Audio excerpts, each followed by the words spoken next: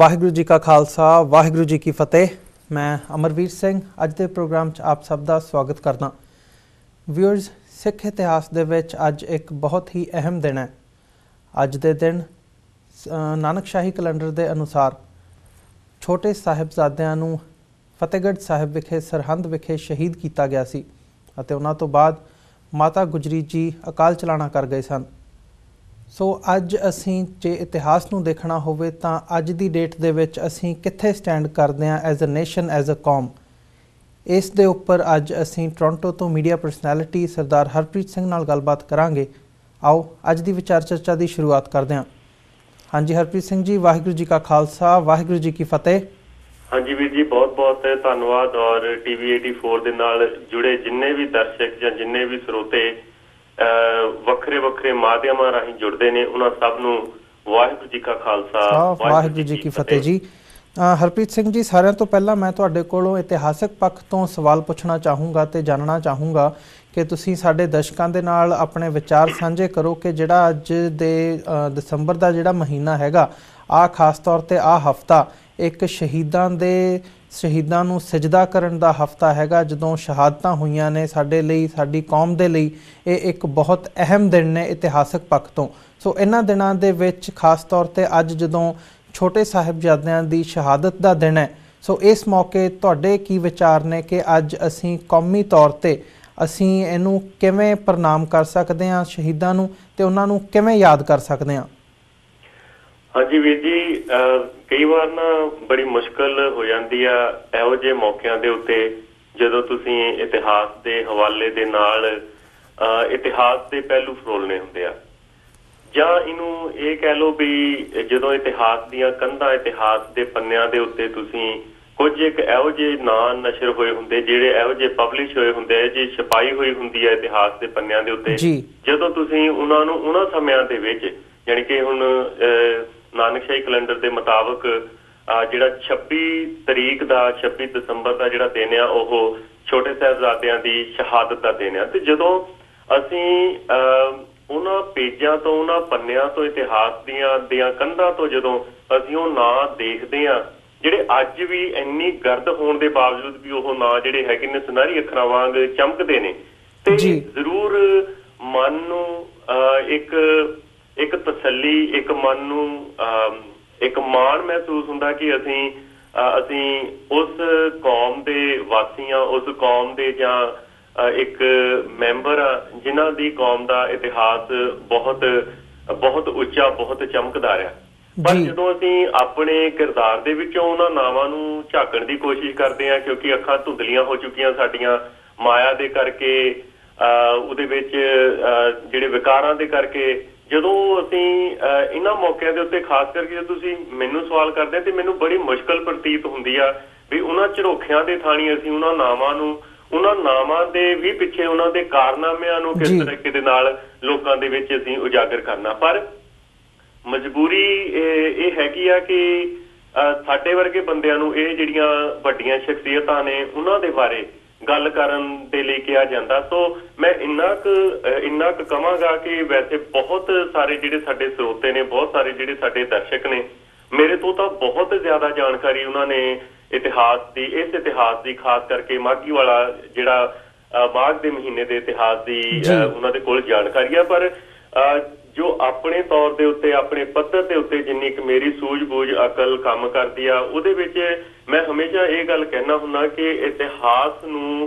जानन दी बजाय जदों इतिहास नूं असीं महसूस करते हैं तो लूकंडे भी उदों खड़े हुंदे ने जदों असीं इतिहास नूं महसूस करते हैं। 26 जनवरी होवे 26 दसंबर होवे 26 जून होवे कोई भी होवे तरीक मायने नहीं रखदी।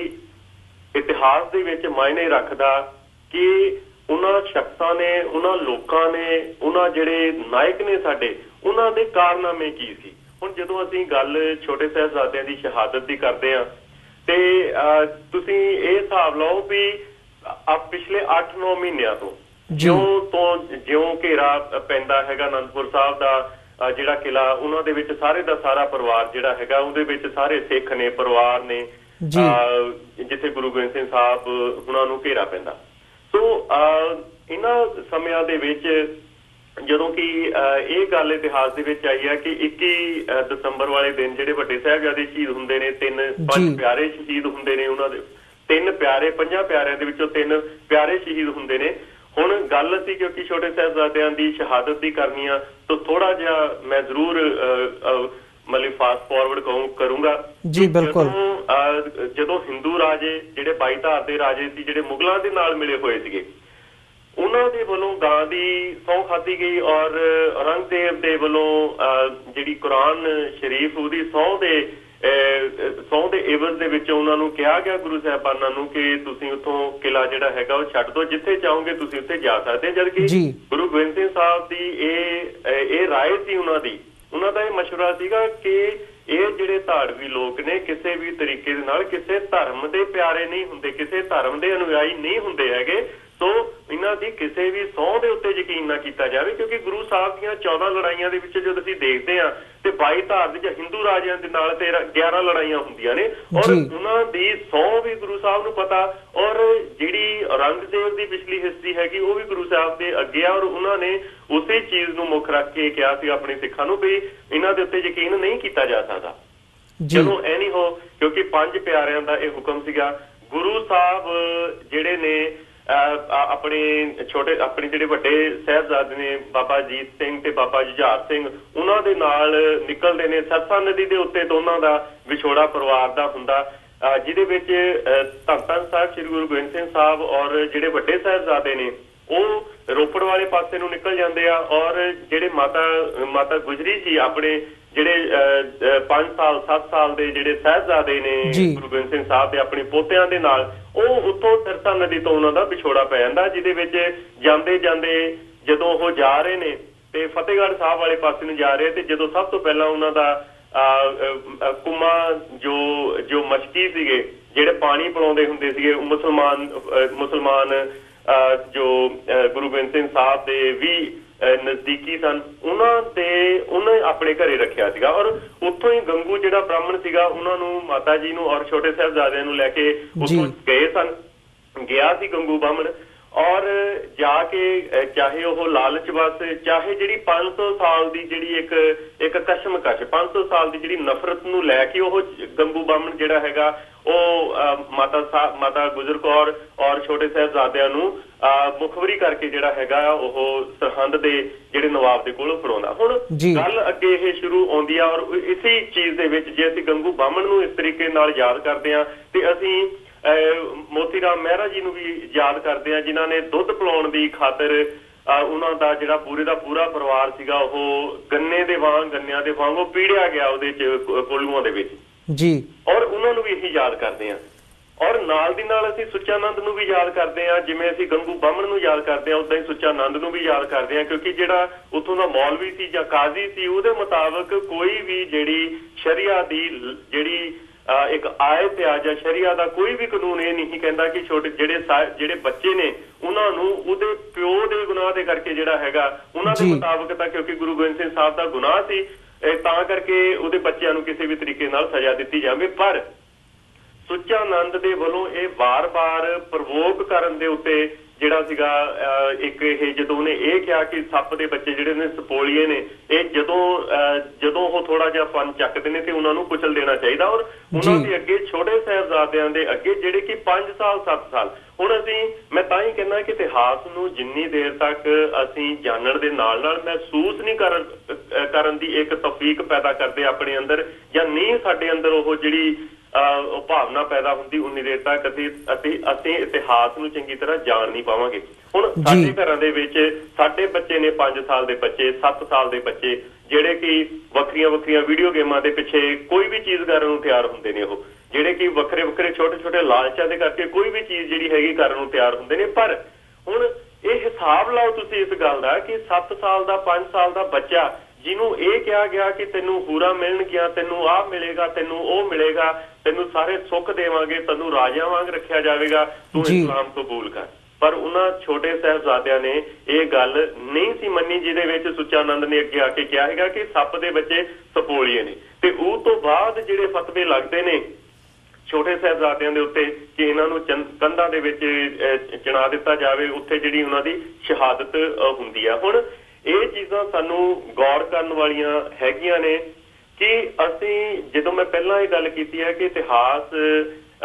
ਗਵਾਹੀ ਉਸੇ ਚੀਜ਼ ਦੀ ਭਰਦਾ ਜਿਹਦੇ ਕਿਰਦਾਰ ਦੇ ਵਿੱਚ ਇਤਿਹਾਸ ਨੂੰ ਬਦਲਣ ਦਾ ਇੱਕ ਦਮ ਹੁੰਦਾ। ਜਿਹੜੇ ਛੋਟੇ ਸਾਹਿਬਜ਼ਾਦੇ ਸੀ ਉਹਨਾਂ ਦੇ ਵਿੱਚ ਇਸ ਗੱਲ ਨੂੰ, ਔਰ ਅੱਜ ਇਹੀ ਕਾਰਨ ਹੈ ਕਿ ਛੋਟੇ ਸਾਹਿਬਜ਼ਾਦਿਆਂ ਦਾ ਨਾਂ ਅੱਜ ਵੀ ਇਤਿਹਾਸ ਦੇ ਵਿੱਚ ਜਦੋਂ ਵੀ ਆਹ ਦਿਨ ਆਉਂਦੇ ਨੇ ਜਾਂ ਜਿਹੜੇ ਸਿੱਖ ਨੇ ਜਦੋਂ ਵੀ ਉਹ ਪੜ੍ਹਦੇ ਨੇ, ਛੋਟੇ ਸਾਹਿਬਜ਼ਾਦੇ ਜਿਹੜੇ ਨੇ ਉਹਨਾਂ ਦੇ ਅੱਗੇ ਇੱਕ ਧਰੂ ਤਾਰੂਆ ਤਾਰੇ ਵਾਂਗ ਹਮੇਸ਼ਾ ਚਮਕਦੇ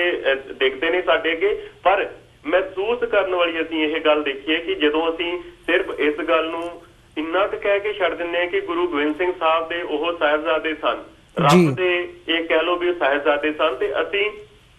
ਇੱਕ ਗੱਲ ਨੂੰ ਸ਼ਾਇਦ ਛੋਟੀ ਕਰ ਦਿੰਦੇ ਆ ਕਿ ਜਿਹੜੀ ਉਸ ਉਮਰ ਦੇ ਵਿੱਚ, ਕਿਉਂਕਿ ਕੋਈ ਵੀ ਜਿਹੜੇ ਇਹ ਸਾਹਿਬਜ਼ਾਦੇ ਵੀ ਸੀਗੇ ਇੱਕ ਮਨੁੱਖੀ ਜਾਮੇ ਦੇ ਵਿੱਚ ਆਉਂਦੇ ਨੇ,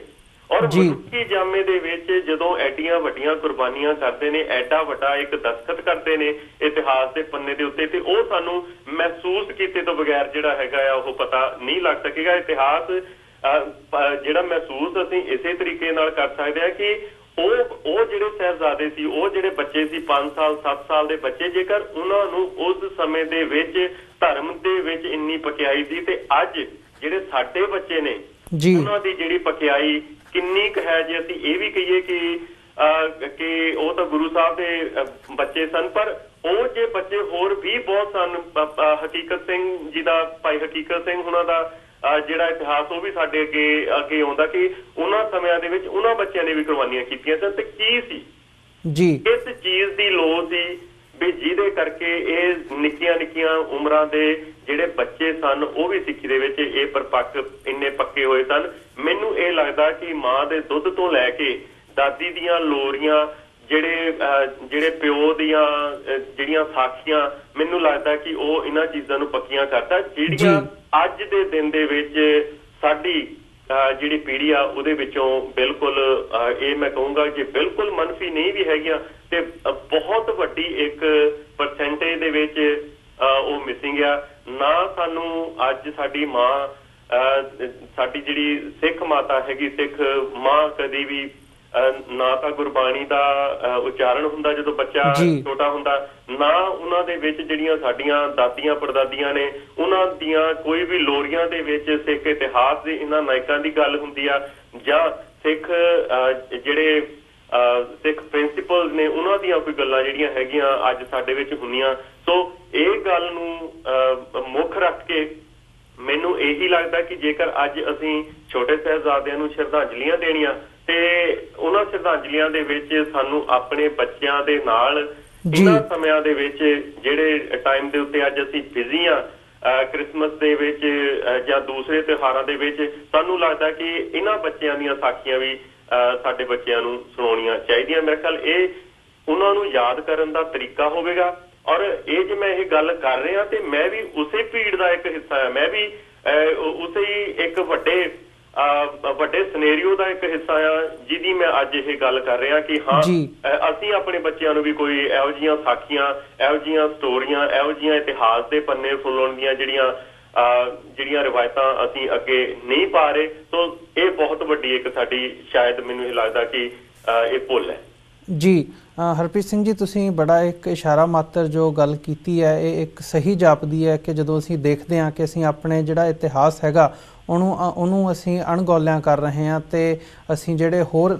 ਕ੍ਰਿਸਮਸ ਹੋਵੇ ਜਾਂ ਅਸੀਂ ਹੋਰ ਜਦੋਂ ਤਿਉਹਾਰਾਂ ਦੀ ਗੱਲ ਕਰਦੇ ਹਾਂ ਅਸੀਂ ਵੱਧ ਚੜ੍ਹ ਕੇ ਮਨਾਉਂਦੇ ਹਾਂ, ਤੇ ਕਿਤੇ ਨਾ ਕਿਤੇ ਜਿਹੜਾ ਸਾਡਾ ਇਤਿਹਾਸ ਹੈ ਉਹਨੂੰ ਅਸੀਂ ਭੁੱਲਦੇ ਜਾ ਰਹੇ ਹਾਂ। ਇੱਕ ਤਾਂ ਇਹ ਫੈਕਟਰ ਹੈਗਾ ਜਦੋਂ ਅਸੀਂ ਕਹਿ ਲਈਏ ਵੀ ਅਸੀਂ ਆਪਣੀਆਂ ਜੜ੍ਹਾਂ ਤੋਂ ਕਿਉਂ ਟੁੱਟ ਰਹੇ ਹਾਂ। ਇੱਕ ਹੋਰ ਜਿਹੜੀ ਗੱਲ ਹੈਗੀ ਹੈ, ਜੇ ਮੈਂ ਪੰਜਾਬ ਦੇ ਵਿੱਚ ਗੱਲ ਕਰਾਂ ਜਾਂ ਭਾਰਤ ਦੇ ਨਕਸ਼ੇ ਦੇ ਵਿੱਚ ਜਿੱਥੇ ਜਿਹੜਾ ਸਾਡਾ ਹੋਮਲੈਂਡ ਆ ਉਹਦੀ ਗੱਲ ਕਰੀਏ, ਤਾਂ ਇੱਕ ਸਵਾਲ ਮੈਂ ਉਸ ਕੰਟੈਕਸਟ ਦੇ ਵਿੱਚ ਤੁਹਾਡੇ ਕੋਲੋਂ ਪੁੱਛਣਾ ਚਾਹੂੰਗਾ ਕਿ ਜਿਹੜਾ ਸਾਡਾ ਇਤਿਹਾਸ ਆ ਜਿਹਦੇ ਕੋਲੋਂ ਸੇਧ ਲੈ ਕੇ ਅਸੀਂ ਅੱਜ ਤੇ ਆਉਣ ਵਾਲੇ ਕੱਲ੍ਹ ਦੇ ਵਿੱਚ ਵਿਚਰਨਾ, ਉਹਨੂੰ ਰਾਸ਼ਟਰਵਾਦ ਦਾ ਲਬਾਦਾ ਪਹਿਨਾ ਕੇ ਕਿਸੇ ਹੋਰ ਤਰੀਕੇ ਦੇ ਨਾਲ ਜਿਹੜਾ ਹੈਗਾ ਸਾਨੂੰ ਉਹ ਪੜ੍ਹਾਇਆ ਜਾ ਰਿਹਾ, ਤੇ ਉਹਦੇ ਵਿੱਚੋਂ ਜਿਹੜੀ ਉਹਦੀ ਰੂਹ ਹੈ ਉਹ ਖਤਮ ਕੀਤੀ ਜਾ ਰਹੀ ਹੈ। ਇਹਨੂੰ ਭਾਵੇਂ ਅਸੀਂ ਇਹਦੇ ਉੱਪਰ ਕਹਿ ਲਈਏ ਕਿ ਜਿਹੜਾ ਗੁਰੂ ਗੋਬਿੰਦ ਸਿੰਘ ਸਾਹਿਬ ਦਾ 350ਵਾਂ ਜਿਹੜਾ ਪ੍ਰਕਾਸ਼ ਦਿਹਾੜਾ ਉਹ ਮਨਾਉਣ ਦੀ ਗੱਲ ਹੋਵੇ ਜਾਂ ਉਹਦੇ ਵਿੱਚ RSS ਦੀਆਂ ਜੋ ਨੀਤੀਆਂ ਹੈਗੀਆਂ ਨੇ ਉਹਦੀ ਗੱਲ ਹੋਵੇ ਜਾਂ ਇਹਦੇ 'ਤੇ ਰੀਸੈਂਟਲੀ ਪ੍ਰੋਫੈਸਰ ਕਿਰਪਾਲ ਸਿੰਘ ਬਡੂੰਗਰ ਦਾ ਵੀ ਇੱਕ ਲੇਖ ਆਇਆ। ਸੋ ਇਸ ਬਾਰੇ ਤੁਸੀਂ ਕੀ ਕਹਿਣਾ ਚਾਹੋਗੇ ਕਿ ਜਿਹੜਾ ਇਹ ਦੂਜਾ ਫੈਕਟਰ ਆ ਇਹਨੂੰ ਤੁਸੀਂ ਕਿਵੇਂ ਦੇਖਦੇ ਹੋ? ਹਾਂਜੀ ਵੀਰ ਜੀ, ਬਿਲਕੁਲ ਇਹ ਗੱਲ ਸਹੀ ਆ। ਕੁਝ ਇੱਕ ਤਾਂ ਜਿਹੜੇ ਸਾਡੇ ਨਖਿੱਧ ਲੀਡਰ ਨੇ ਉਹਨਾਂ ਦਾ ਜਾਂ ਪਰ ਜ਼ਿਆਦਾ ਵੱਡਾ ਹਿੱਸਾ ਜਿਹੜਾ ਹੈਗਾ ਮੈਂ ਜ਼ਿੰਮੇਵਾਰ ਠਹਿਰਾਉਣਾ ਆਮ ਲੋਕਾਂ ਨੂੰ, ਸਾਡੇ ਵਰਗੇ ਲੋਕਾਂ ਨੂੰ, ਜਿਨ੍ਹਾਂ ਦੇ ਵਿੱਚ ਸਵਾਲ ਕਰਨ ਦਾ ਕੋਈ ਪਾਵਰ, ਸਵਾਲ ਕਰਨ ਦੀ ਜਿਹੜੀ ਸ਼ਕਤੀ ਆ ਉਹ ਖਤਮ ਹੋ ਰਹੀ ਹੈ। ਹੁਣ ਇਹਨੂੰ ਅਸੀਂ ਇਹ ਵੀ ਕਹਿ ਸਕਦੇ ਹਾਂ ਵੀ ਇੱਕ ਗੁਲਾਮੀ ਦਾ ਇਹ ਪ੍ਰਤੀਕ ਹੈ, ਇਹ ਗੁਲਾਮੀ ਦੀਆਂ ਨਿਸ਼ਾਨੀਆਂ ਨੇ ਵੀ ਜਿਨ੍ਹਾਂ ਦੇ ਕਰਕੇ ਵੀ ਜਿਹੜੇ ਸਾਡੇ ਲੀਡਰ ਵੀ ਨੇ, ਸੋ ਕਾਲਡ ਲੀਡਰ ਜਿਹੜੇ ਲੀਡ ਕਰਨ ਵਾਲੇ, ਵੈਸੇ ਉਹ ਲੀਡ ਕਰਨ ਵਾਲੇ ਹੈ ਨਹੀਂ, ਸਾਨੂੰ ਕਿਸੇ ਹੋਰ ਪਾਸੇ ਉਹ ਲੀਡ ਕਰਵਾ ਰਹੇ। ਹੁਣ ਬਡੂੰਗਰ ਦਾ ਵੀ ਇੱਕ ਲੇਖ ਹੁਣ ਪਿੱਛੇ ਜਿਹੀ ਆਇਆ ਜਿਹਦੇ ਵਿੱਚ ਉਹਨੇ ਮਾਤਾ ਗੁਜਰੀ ਦੀ ਸ਼ਹਾਦਤ, ਉਹਨੂੰ ਵੀ ਇਹ ਕਹਿ ਕੇ ਕਿ ਰਾਸ਼ਟਰ ਦੇ ਨਾਂ ਦੇ ਉੱਤੇ ਮਾਤਾ ਗੁਜਰੀ ਸ਼ਾਇਦ ਪਹਿਲੀ ਇਸਤਰੀ ਸਨ ਜਿਨ੍ਹਾਂ ਨੇ ਸ਼ਹਾਦਤ ਦਿੱਤੀ। ਹੁਣ ਛੋਟੇ ਸਾਹਿਬਜ਼ਾਦਿਆਂ ਦਾ ਵੀ ਉਹ ਬਡੂੰਗਰ ਇਹੀ ਲਿਖਦਾ। ਹੁਣ ਬਡੂੰਗਰ ਕੋਈ ਅਨਪੜ੍ਹ ਬੰਦਾ ਨਹੀਂ ਹੈ, ਉਹ ਪੜ੍ਹਿਆ ਲਿਖਿਆ ਇੱਕ ਇਨਸਾਨ, ਪਰ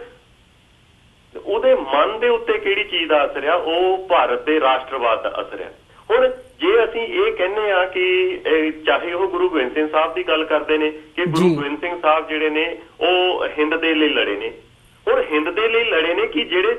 14 ਲੜਾਈਆਂ ਦੇ ਵਿੱਚੋਂ ਧੰਨ ਧੰਨ ਸਾਹਿਬ ਸ੍ਰੀ ਗੁਰੂ ਗੋਬਿੰਦ ਸਿੰਘ ਸਾਹਿਬ ਦੀਆਂ 11 ਲੜਾਈਆਂ ਹੁੰਦੀਆਂ ਨੇ, ਤੇ ਉਹ ਕਿਹੜਾ ਰਾਸ਼ਟਰ ਹੁੰਦਾ? ਉਹ ਕੌਣ ਨੇ? ਪਹਾੜੀ ਰਾਜੇ ਕੌਣ ਨੇ? ਕੀ ਉਹ ਹਿੰਦੂ ਨਹੀਂ ਹੈ? ਪਹਿਲੀ ਲੜਾਈ ਤੋਂ ਭੰਗਾਣੀ ਦੇ ਯੁੱਧ ਤੋਂ ਲੈ ਕੇ ਮੁਕਤਸਰ ਦੇ ਯੁੱਧ ਤੱਕ ਜਿਹੜੀਆਂ ਲੜਾਈਆਂ ਹੁੰਦੀਆਂ, ਉਹਨਾਂ ਦੇ ਵਿੱਚ ਸਿਰਫ 3 ਲੜਾਈਆਂ ਮੁਗਲਾਂ ਦੇ ਨਾਲ ਹੁੰਦੀਆਂ। 2 ਲੜਾਈਆਂ ਦੇ ਵਿੱਚ ਉਹ ਮੁਗਲ ਤੇ ਜਿਹੜੇ ਹਿੰਦੂ ਰਾਜੇ ਨੇ ਉਹ ਸਾਹਮਣੇ ਨਾਲ ਇਕੱਠੇ ਨੇ। ਹੁਣ ਕਿਹੜੇ ਰਾਸ਼ਟਰ ਦੀ ਗੱਲ ਕਰਦੇ ਆ, ਕਿਹੜੇ ਧਰਮ ਦੀ ਗੱਲ ਕਰਦੇ ਆ? ਮੈਂ ਕਹਿੰਦਾ ਕਿਹੜੀ ਤੁਸੀਂ ਭਾਰਤ ਦੀ ਗੱਲ ਉਹ ਕਰਦੇ ਹੋ? ਜੇਕਰ ਗੁਰੂ ਗੋਬਿੰਦ ਸਿੰਘ ਸਾਹਿਬ ਨੇ ਭਾਰਤ ਦੇ ਰਾਸ਼ਟਰਵਾਦ ਦੇ ਲਈ ਹੀ ਸ਼ਹਾਦਤ ਦਿੱਤੀ, ਜੋ ਵੀ ਆਪਣੇ ਬੱਚਿਆਂ ਦੀਆਂ ਸ਼ਹਾਦਤਾਂ ਦਿੱਤੀਆਂ, ਆਪਣੇ ਪਰਿਵਾਰ ਦੀਆਂ ਸ਼ਹਾਦਤਾਂ ਦਿੱਤੀਆਂ, ਤੇ ਰਾਸ਼ਟਰ ਦੇ ਦੂਸਰੇ ਪਾਸੇ ਕੌਣ ਸੀ? ਜੀ ਹੁਣ ਸਵਾਲ ਤਾਂ ਇਹ ਪੈਦਾ ਹੁੰਦਾ ਕਿ ਨਹੀਂ ਹੁੰਦਾ ਵੀ ਜੇ ਅਸੀਂ ਇਹ ਕਹਿੰਦੇ ਆ ਕਿ ਗੁਰੂ ਗੋਬਿੰਦ ਸਿੰਘ ਸਾਹਿਬ ਜਾਂ ਗੁਰੂ ਤੇਗ ਬਹਾਦਰ ਸਾਹਿਬ, ਜਾਂ ਗੁਰੂ ਨਾਨਕ ਸਾਹਿਬ ਤੋਂ ਲੈ ਕੇ ਅਸੀਂ ਇਹ ਗੱਲ ਕਰਦੇ ਆ, ਉਹਨਾਂ ਦੇ ਵਿੱਚ ਸਿੱਖ ਇਤਿਹਾਸ ਵੀ ਆ ਜਾਂਦਾ। ਗੁਰ ਇਤਿਹਾਸ, ਸਿੱਖ ਇਤਿਹਾਸ ਦੇ ਵਿੱਚ ਜਿੰਨੀਆਂ ਸ਼ਹਾਦਤਾਂ ਹੁੰਦੀਆਂ ਨੇ ਉਹਨਾਂ ਦੇ ਵਿੱਚ ਜੇ ਅਸੀਂ ਇਹ ਲਾਉਨੇ ਆ, ਜੇ ਛੋਟੇ ਸਾਹਿਬਜ਼ਾਦਿਆਂ ਦੀ ਸ਼ਹਾਦਤ ਹੁੰਦੀ ਆ ਉਹਦੇ 'ਚ ਗੰਗੂ ਬਾਹਮਣ ਤੇ ਸੁੱਚਾਨੰਦ ਜਿਹੜਾ ਹੈਗਾ ਉਹ ਮੋਹਰੀ ਤੌਰ ਦੇ ਉੱਤੇ ਆਉਂਦਾ। ਔਰ ਜਦੋਂ ਦੂਸਰੇ ਪਾਸੇ ਅਸੀਂ ਗੱਲ ਕਰਦੇ ਆ ਤੇ ਮਲੇਰਕੋਟਲੇ ਦਾ ਨਵਾਬ ਜਿਹੜਾ ਹੈਗਾ ਉਹਦੀ ਸ਼ੇਰ ਖਾਂ, ਉਹਦੀ ਵੀ ਸਾਡੇ ਅੱਗੇ ਉਹ ਆ ਜਾਂਦਾ, ਹਾਂ ਦਾ ਨਾਰਾ ਜਿਹੜਾ ਹੈਗਾ ਸਾਡੇ ਅੱਗੇ ਆ ਜਾਂਦਾ। ਗੱਲ ਹੁਣ ਇਹ ਹੈਗੀ ਆ ਕਿ ਜਿਹੜੀਆਂ ਸ਼ਹਾਦਤਾਂ ਹੋਈਆਂ ਨੇ, ਚਾਹੇ ਗੁਰੂ ਸਾਹਿਬਾਨਾਂ ਦੀਆਂ ਹੋਈਆਂ ਨੇ, ਚਾਹੇ ਗੁਰੂ ਸਾਹਿਬਾਨਾਂ ਦੇ ਬੱਚਿਆਂ ਦੀਆਂ ਸ਼ਹਾਦਤਾਂ ਹੋਈਆਂ ਨੇ, ਸਾਹਿਬਜ਼ਾਦਿਆਂ ਦੀਆਂ ਸ਼ਹਾਦਤਾਂ ਹੋਈਆਂ ਨੇ, ਉਹ ਸ਼ਹਾਦਤਾਂ ਹੋਈਆਂ ਨੇ ਧਰਮ ਦੀ ਖਾਤਰ। ਧਰਮ ਕਿਹੜਾ? ਧਰਮ ਰਾਹ, ਧਰਮ ਜਿਹੜਾ ਜ਼ਿੰਦਗੀ, ਤਰਜ਼ੇ ਜਿਹੜਾ ਅਮਲ, ਤਰਜ਼ੇ ਜ਼ਿੰਦਗੀ, ਉਹਦਾ ਅਮਲ ਜਿਹੜਾ ਉਸ ਰਾਹ ਦੇ ਉੱਤੇ ਜਿਹੜੀਆਂ ਧਰਮ ਦਾ ਜਿਹੜਾ ਰਾਹ ਆ ਉਹਦੇ ਉੱਤੇ ਉਹ ਕੁਰਬਾਨੀਆਂ ਹੋਈਆਂ। ਨਹੀਂ ਤਾਂ ਅਸੀਂ ਇਹ ਫੋਰ ਗਾਰੰਟਡ ਹੈਗਾ ਵੀ ਜੇ ਉਸ ਵੇਲੇ ਅਪਰੈਸਰ ਜਿਹੜਾ ਸੀਗਾ, ਜੇ ਉਹ ਹਿੰਦੂ ਹੁੰਦੇ ਤੇ ਗੁਰੂ ਸਾਹਿਬਾਨਾਂ ਦੀਆਂ ਸ਼ਹਾਦਤਾਂ ਮੁਸਲਮਾਨਾਂ ਦੇ ਲਈ ਹੋਣੀਆਂ ਸੀ। ਕਿਉਂਕਿ ਸ਼ੁਰੂ ਤੋਂ ਲੈ ਕੇ ਕੋਈ ਵੀ ਗੁਰੂ ਘਰ ਦੇ ਵਿੱਚ, ਗੁਰੂ ਕਾਲ ਦੇ ਵਿੱਚ ਕਿਸੇ ਦੇ ਨਾਲ ਇਸ ਗੱਲ ਕਰਕੇ ਵਿਤਕਰਾ ਨਹੀਂ ਸੀ ਕਿ ਉਹ ਹਿੰਦੂ ਆ, ਇਸ ਗੱਲ ਕਰਕੇ ਵਿਤਕਰਾ ਨਹੀਂ ਸੀ ਕਿ ਉਹ ਮੁਸਲਮਾਨ ਹੈ, ਪਰ ਇਸ ਗੱਲ ਕਰਕੇ ਉਹ ਨਾਲ ਖੜੇ ਨੇ ਕਿ ਧਰਮ ਦੇ ਨਾਲ ਕਿਹੜਾ ਖੜਿਆ। ਜੇ ਅੱਜ ਅਸੀਂ ਗੱਲ ਕਰਦੇ ਹਾਂ ਭਾਈ ਮਰਦਾਨਾ ਜੀ ਦੀ, ਜੇ ਗੱਲ ਅਸੀਂ ਕਰਦੇ ਹਾਂ ਸਾਈਂ ਮੀਆਂ ਮੀਰ ਜੀ ਦੀ, ਕਿਹਨਾਂ ਦੀ ਵੀ ਗੱਲ ਅਸੀਂ ਉਹ ਕਰਦੇ ਹਾਂ, ਚਾਹੇ ਗਨੀ ਖਾਨ, ਨਬੀ ਖਾਨ ਨੇ, ਚਾਹੇ ਕੁਮਾ ਜੀ ਨੇ, ਚਾਹੇ ਈਵਨ ਜੇ ਅਸੀਂ ਹਿੰਦੂਆਂ ਦੀ ਵੀ ਗੱਲ ਕਰਦੇ ਹਾਂ, ਉਹਨਾਂ ਦੇ ਵਿੱਚ ਮੋਤੀ ਰਾਮ ਮਹਿਰਾ ਜੀ ਨੇ, ਉਹਨਾਂ ਦੇ ਵਿੱਚ ਦੀਵਾਨ ਟੋਡਰਮਲ ਜੀ ਨੇ, ਜਿਨ੍ਹਾਂ ਦੀ ਅਸੀਂ ਇੱਜ਼ਤ ਕਰਦੇ ਹਾਂ। ਪਰ ਗੱਲ ਇਹ ਹੁੰਦੀ ਹੈ ਜਦੋਂ ਸਾਨੂੰ ਨੈਸ਼ਨਲਿਜ਼ਮ ਦੇ ਕਟਹਿਰੇ ਦੇ ਵਿੱਚ ਖੜਾ ਕਰ ਦਿੱਤਾ ਜਾਂਦਾ, ਜਿਹਦੇ ਵਿੱਚ ਕੁਝ ਨਾਂ ਉਭਾਰ ਦਿੱਤੇ ਜਾਂਦੇ ਆ, ਜਿਹਦੇ ਵਿੱਚ ਰੰਗਦੇਵ ਦਾ ਨਾਂ ਉਭਾਰ ਦਿੱਤਾ ਜਾਂਦਾ, ਜਿਹਦੇ ਵਿੱਚ ਜਸਪਤ ਰਾਏ ਲਖਪਤ ਰਾਏ ਦੇ ਨਾਂ ਦੇ ਉੱਤੇ ਮਿੱਟੀ ਪਾ ਦਿੱਤੀ ਜਾਂਦੀ ਆ, ਉਹਦੇ ਤੇ ਪਰਦਾ ਪਾ ਦਿੱਤਾ ਜਾਂਦਾ, ਜਿੱਥੇ ਸਰਹੰਦ ਸੂਬਾ ਸਰਹੰਦ ਦਾ ਨਾਂ ਉਭਾਰ ਦਿੱਤਾ ਜਾਂਦਾ, ਉੱਤੇ ਗੰਗੂ ਬਾਹਮਣ ਔਰ ਜਿਹੜਾ ਸੁਚਾਨੰਦ ਜਿਹੜਾ ਉਹਦੇ ਨਾਂ ਦੇ ਉੱਤੇ ਪਰਦਾ ਪਾ ਦਿੱਤਾ ਜਾਂਦਾ, ਸਿਰਫ ਇਸ ਗੱਲ ਨੂੰ ਮੁੱਖ ਰੱਖਣ ਦੇ ਲਈ ਕਿ ਜਿਹੜੀਆਂ ਸਾਡੀਆਂ ਸ਼ਹਾਦਤਾਂ ਹੋਈਆਂ ਨੇ ਉਹ ਸਿਰਫ ਤੇ ਸਿਰਫ ਹਿੰਦੁਸਤਾਨ ਦੇ ਲਈ ਹੋਈਆਂ ਨੇ। ਹੁਣ ਇਸ ਚੀਜ਼ ਨੂੰ ਨੈਸ਼ਨਲਿਜ਼ਮ ਦੇ ਪੇਟੇ ਵਿੱਚ ਪਾਉਣ ਦੇ ਲਈ ਜਿੰਨੇ ਕੁ ਆਰਐਸਐਸ, ਚਲੋ ਉਹਨਾਂ ਦਾ ਕੰਮ ਹੈ ਕਿ ਉਹਨਾਂ ਨੇ ਕਿਸੇ ਨਾ ਕਿਸੇ ਤਰੀਕੇ ਦੇ ਨਾਲ ਸਿੱਖੀਜ਼ਮ ਨੂੰ ਆਪਣੇ ਹਿੰਦੂਇਜ਼ਮ ਦੇ ਵਿੱਚ ਸਬਸਿਊਮ ਕਰਨਾ, ਪਰ ਜਿਹੜੇ ਸਾਡੇ ਆਪਣੇ ਬੇਅਕਲ ਬੇਗੈਰਤ ਜਿਹੜੇ ਸਾਡੇ ਲੀਡਰ ਸਾਹਿਬਾਨ ਨੇ, ਚਾਹੇ ਬਾਦਲਾਂ ਤੋਂ ਲੈ ਕੇ ਜਿੰਨੇ ਵੀ ਮਲੂਕੇ ਹੁਣੀ ਦੇਖ ਲਓ ਪਿਛਲੇ ਸਮਿਆਂ ਦੇ ਵਿੱਚ ਕੀ ਕੁਛ ਉਹਨਾਂ ਨੇ ਨਹੀਂ ਕੀਤਾ, ਕੀ ਉਹਨਾਂ ਦੀਆਂ ਅਰਦਾਸਾਂ ਦੇ ਵਿੱਚ ਜਾ ਕੇ, ਔਰ ਅਰਦਾਸ ਕੀ ਆ, ਉਹ ਸਿਰਫ ਸਿੱਖਾਂ ਨੂੰ ਚੜਾਉਣ ਦੇ ਲਈ ਇੱਕ ਉਹਨਾਂ ਦੇ ਵੱਲੋਂ ਸਾਡਾ ਕਿਸੇ ਧਰਮ ਦੇ ਨਾਲ ਉਹਨਾਂ ਦੇ ਕੋਈ ਦਖਲ ਨਹੀਂ ਅਸੀਂ ਦੇਣਾ ਚਾਹੁੰਦੇ ਵੀ ਹਾਂ ਉਹ ਆਪਣੀਆਂ ਜੋ ਚੀਜ਼ਾਂ ਕਰਦੇ ਨੇ ਕਰਨ, ਪਰ ਜਿਸ ਤਰੀਕੇ ਦੇ ਨਾਲ ਖਿੱਲੀ ਉਡਾਈ ਜਾ ਰਹੀ ਆ, ਔਰ ਖਿੱਲੀ ਕਿਹਨਾਂ ਦੇ ਸਾਹਮਣੇ ਉਡਾਈ ਜਾ ਰਹੀ ਆ, ਜਿਹੜੇ ਆਪਣੇ ਆਪ ਨੂੰ ਅਕਾਲੀ ਕਹਾਉਂਦੇ ਨੇ, ਜਿਹੜੇ ਆਪਣੇ ਆਪ ਨੂੰ ਇਹਨਾਂ ਸਿਰਮੌਰ ਸੰਸਥਾਵਾਂ ਦੇ ਮੁਖੀ ਕਹਾਉਂਦੇ ਨੇ, ਜਿਨ੍ਹਾਂ ਦੇ ਮੋਢਿਆਂ ਦੇ ਉੱਤੇ ਇਹ ਵੱਡੀ ਜ਼ਿੰਮੇਵਾਰੀ ਆ ਕਿ ਸਿੱਖੀਜ਼ਮ ਦਾ ਪ੍ਰਚਾਰ ਕਿਵੇਂ ਕਰਨਾ। ਜਦੋਂ ਉਹਨਾਂ ਦੀਆਂ ਕਲਮਾਂ ਇਹੋ ਜਿਹੀਆਂ ਚੀਜ਼ਾਂ ਲਿਖਦੀਆਂ, ਫਿਰ ਜਿਹੜਾ ਹੈਗਾ ਉਹ ਦਿਲ ਨੂੰ ਦੁੱਖ ਹੁੰਦਾ। ਪਰ ਫਿਰ ਅੱਗੇ ਇਹ ਗੱਲ ਆਉਂਦੀ ਕਿ ਜ਼ਿੰਮੇਵਾਰ ਕੌਣ ਹੈ। ਦੇਖੋ ਜਿਹੜੇ ਇਹ ਜਿਹੜੇ ਬੇਗੈਰਤ ਕਿਸਮ ਦੇ ਲੋਕ ਨੇ, ਜਿਹੜੇ ਜ਼ਰਖਰੀਬ ਲੋਕ ਨੇ, ਜਿਹੜੇ ਇਹ ਟੁੱਕੜ ਪੋਚ ਨੇ, ਜਿਨ੍ਹਾਂ ਦਾ ਆਪਣਾ ਕੋਈ ਉਹਨਾਂ ਦਾ ਵਿਅਕਤੀਗਤ ਜਿਹੜਾ ਕੋਈ ਉਹਨਾਂ ਦਾ ਸਟੈਂਡ ਨਹੀਂ ਹੁੰਦਾ, ਜਿਨ੍ਹਾਂ ਦੇ ਵਿੱਚ ਏਡੀ ਪ੍ਰਤਿਭਾ ਨਹੀਂ ਹੁੰਦੀ ਕਿ ਉਹ ਕਿਸੇ ਕੌਮ ਨੂੰ ਲੀਡ ਕਰ ਸਕਣ, ਪਰ ਜਦੋਂ ਇਹੋ ਜਿਹੇ ਇਨਡਾਈਨ ਇਹੋ ਜਿਹੇ ਇੱਕ ਘਟੀਆ ਕਿਸਮ ਦੇ ਜਿਹੜੇ ਲੋਕ ਨੇ, ਜਦੋਂ ਉਹਨਾਂ ਨੂੰ ਇੱਕ ਵੱਡਾ ਕੰਮ ਦੇ ਦਿੱਤਾ ਜਾਂਦਾ ਤੇ ਉਹ ਡਰ ਕੇ ਹਮੇਸ਼ਾ ਕੰਮ ਕਰਦੇ ਨੇ ਕਿ ਕਿਤੇ ਮੇਰੀ ਜਿਹੜੀ ਬਦਅਕਲੀ ਆ ਉਹ ਜ਼ਾਹਰ ਨਾ ਹੋ ਸਕੇ, ਤੇ ਉਹ ਜਿਹੜੀ ਬਦਅਕਲੀ ਜ਼ਾਹਰ ਨਾ ਹੋਵੇ ਉਹਨੂੰ ਸਿਰਫ ਆਪਣੀ ਚਮਚਾਗਿਰੀ ਦੇ ਵਿੱਚ ਆਪਣੀ ਜਿਹੜੀ ਇਸ ਤਰ੍ਹਾਂ ਦੀ ਭਗਤੀ ਦੇ ਵਿੱਚ ਉਹ